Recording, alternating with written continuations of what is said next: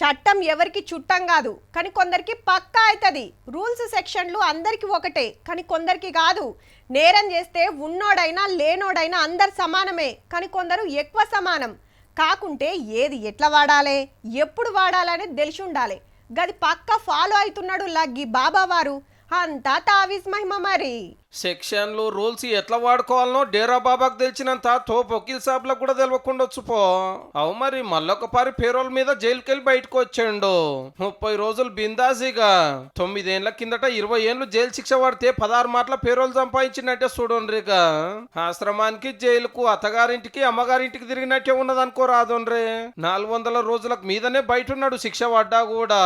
ఇంతకు బాబా వారి ఘన చరిత్ర తెలుసు కదా. అసలు పేరు గుర్మిత్ రామ్ రహీం సింగ్. హర్యానా రాష్ట్రంలో పేద ఆశ్రమం పెట్టి ఖతర్నాక్ పర్ఫార్మెన్స్ చూపిస్తే లక్షల మంది భక్తులు తయారయ్యారు. ఆటలు పాటలు ఏషాలు ఒక రేంజ్లు ఉండేది. వచ్చిన పబ్లిసిటీ చాలదని సినిమాలు కూడా తీసిండు.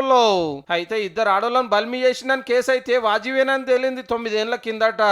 ఇక డేరా బాబాను అరెస్ట్ చేసానికి పోలీసులు వస్తే మా బాబాను అట్టెట పట్టుకపోతారని పట్టరాని కోపంతో ఉత్తమ భక్తులు షిగాలుగి బస్సులు గాల పెట్టిరు, సర్కార్ ఆఫీసులకు అగ్గి పెట్టిరు, ఆగమాగం చేసిండ్రు.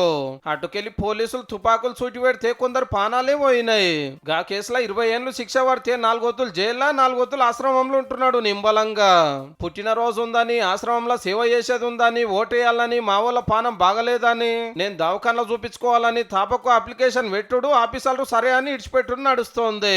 ఇప్పుడు నెల రోజులు పురుసతిగా. కానీ జైళ్లలో బొచ్చడి మంది ఉన్నా ఎవరికి ఏ తక్లీఫ్ చెప్పినా అంత అల్కగా పేరోలు రాదు.